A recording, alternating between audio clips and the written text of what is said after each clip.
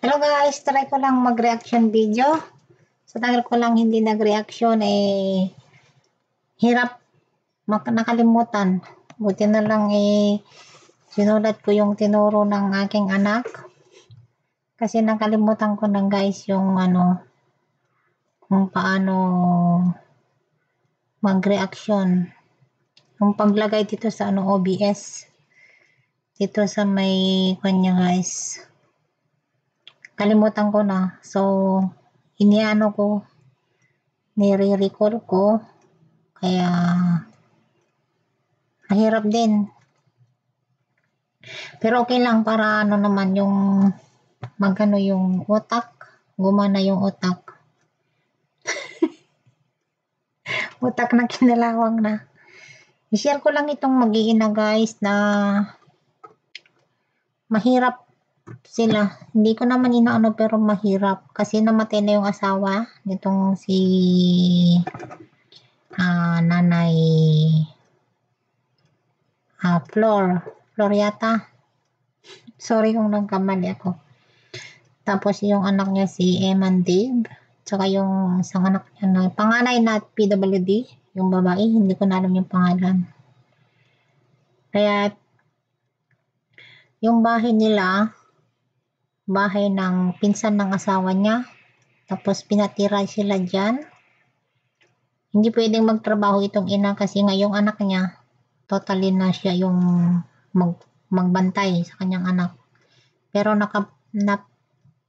masasabing blessings pa rin sila kasi marami ding mga tumutulong sa kanila. Although hindi naman marami pero meron tumutulong. At natagpuan nga sila ni Sir Tekram. Kaya ang daming mga blessings guys na dumating. Tapos yung anak niya na lalaki na si Eman, junior high school. Ang galing niya guys. Kaya panoorin natin dito guys. Dahil marami na itong part. Pero ito yung nagustuhan ko guys. Tingnan niyo guys.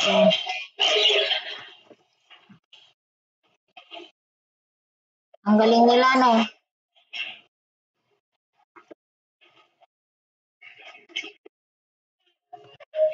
Ang galing nila, di ba?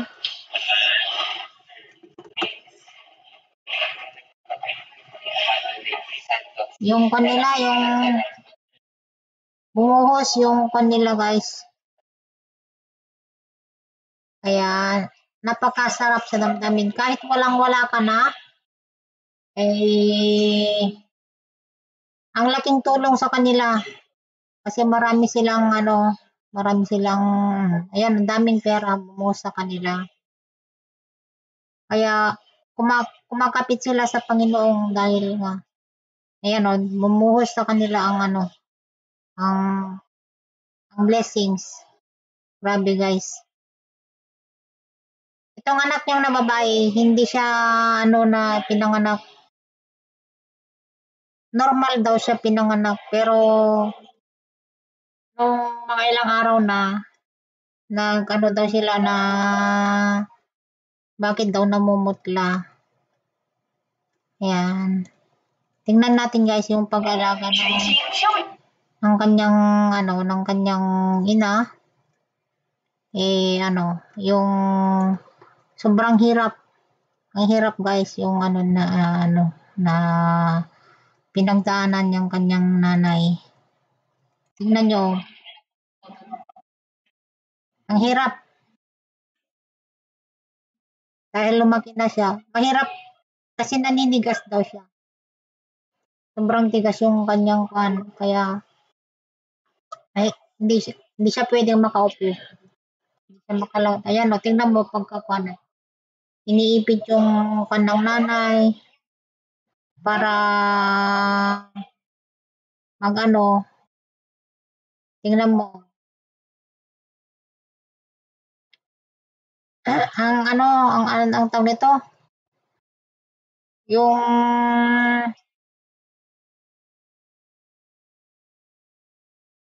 kasi nga magaan pa siya ngayon, malaki na, siyempre mahirap na.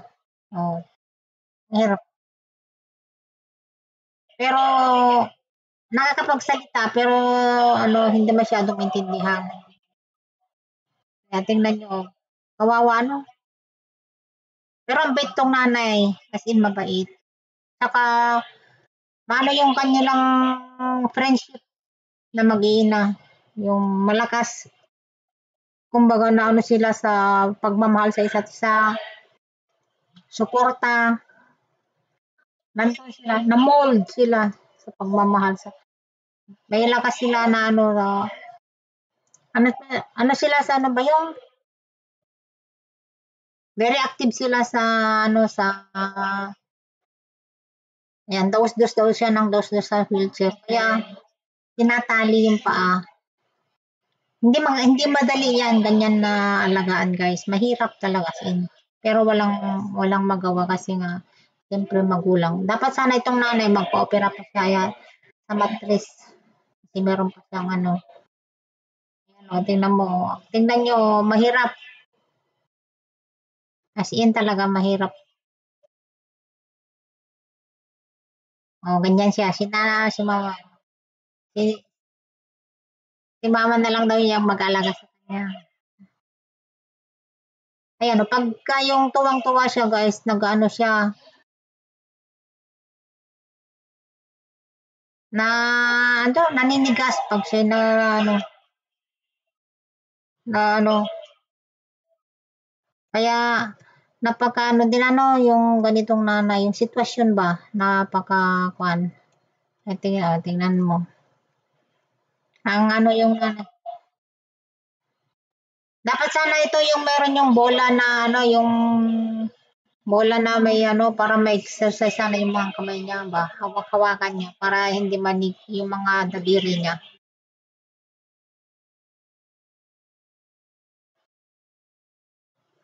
Maswerte pa rin sila kasi meron yung kamag-anak nila nga nagbigay ng nagpa ano na nagpatira diyan.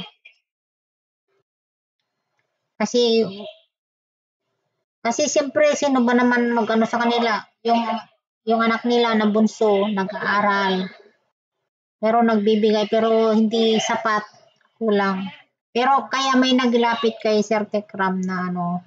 Kaya yun, swerte naman nila at napuntahan kasi ano, matagal na ito hindi nila binag. Noon pa yata ito na ano, pero ngayon lang nila nabalikan yata ulit. Kaya kilala na sila. Kaya maraming salamat din kay Sir Tekram kasi may napakabait niya na tumutulong. Sal- Saludo ako sa mga ganito guys, yung mga charity vlogger na tumutulong. Oh, ayan yung ano, yung tatay niya. Ito yung tatay nila. Isa, namatay, isang, ewan ko kung ilang taon na namatay. Kaya, ito na lang yung nanay, nag-ano sa kanyang, yan. Ang bait yung anak niya guys. Ang bait yung kanyang mga anak. Lalo na yung lalaki. Na ano, magalang, mabait, matalino, gwapo pa, may tsura. Kaya, hindi lang sa kayamanan guys, hindi lang sa pinansyal, hindi lang sa hari-arian ang masasabing kayamanan sa ating mundo dahil ang talino ay isang kayamanan. Yan ay hindi nabibili. Yan ay hindi pwedeng ipamana. Bagkus yan ay blessings na binigay ng ating may kapal. Kaya sana kahit gaano kahirap ang buhay, huwag tayong mawala ng pag-asa. Lumaban lang tayo ng patas. Yun nga sabi niya, kahit daw puso ng saging na nilaga, isaw-saw sa patis, o ulam na sa kanila. At least healthy naman yun.